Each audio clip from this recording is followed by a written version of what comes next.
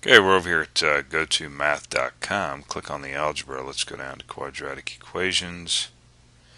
And we're looking at 9.1. 9.1. Okay, so we have 6x squared minus 17x plus 117, which isn't good. It's a big number there for what we're doing. Okay, 6x squared minus 17x plus 117 equals 5x times x plus 1. Got it. Okay.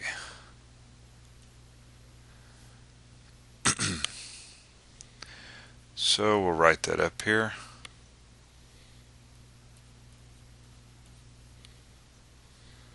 Plus 117 is equal to 5x plus 1.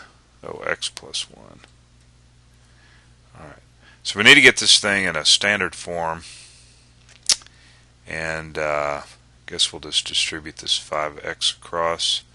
So we have 5x squared plus 5x. Okay, that's good. We can take this 5x now, square it over to the left, and we'll want to take that over there also. Right? So no need in rewriting all that. So we have 6x squared. Bringing this over makes that a minus 5x squared. And then we have minus 17x. Bringing this 5x over, we have minus 5x. And what else we have? That plus 117. Yeah. And we need to put equals to 0. So let's go ahead and collect up our like terms here. We got 6x squared minus 5x squared. That's actually good. That leaves us with a 1 there. That's good. So we got minus 17x minus 5x. That's going to be minus 22x, right? And then plus 117.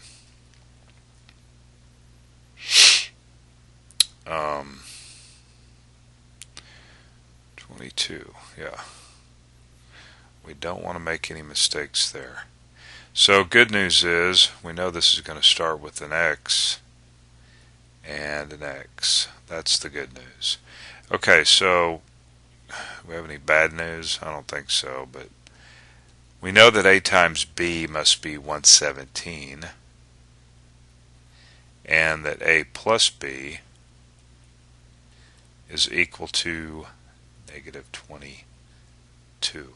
So let's take a look at 117, and normally I write that right up here above. If I could sneak that in right here. Well, we know that 1 times 117, right, is 117. We know that. But that's a huge jump there, because we're talking about, first off, that's a minus and that's a plus. And that tells me that in order to get a plus here, we have to have either a positive and a positive, or a negative and a negative. But we have a minus sign here. So that tells me that this must be minus, and we're calling this A, and this number here B, and that would have to be a negative also. Okay, negative times a negative is a positive. It's the only way that's going to work out, if that's going to be a negative there. Okay, so we know that 1 minus 117 can't be a negative 22.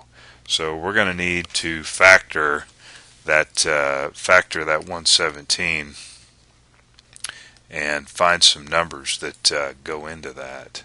Now I know that 3 and 39 do. 3 and 39, but that's still going to be a stretch, right, to get 22 here. So we can break that 3 and 39 up. I'm kind of run out of room here. Let's put it in here, because this will be the last one. So 3 goes into 39. Let's see, 13 times, right? 13. So we know that, and then we could say 3 times 3 is 9. So we know that 9 and 13.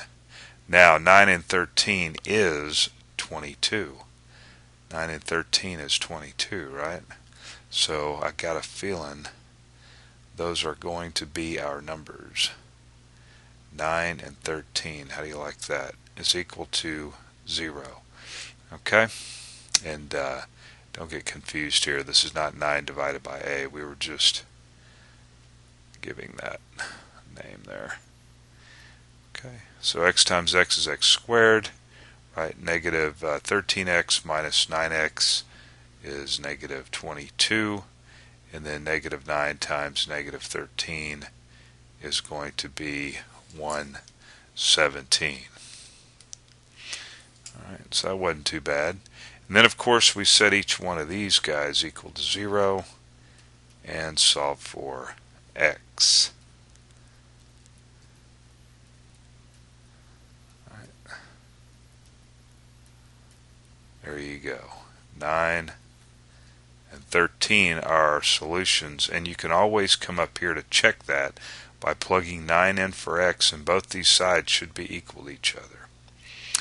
Okay, or plugging 13 in. Alright, let's get back over to the page. There you go. Alright, let's come on by. Practice makes perfect. And I will see you over here. Go to math. See you in the next problem. Bye.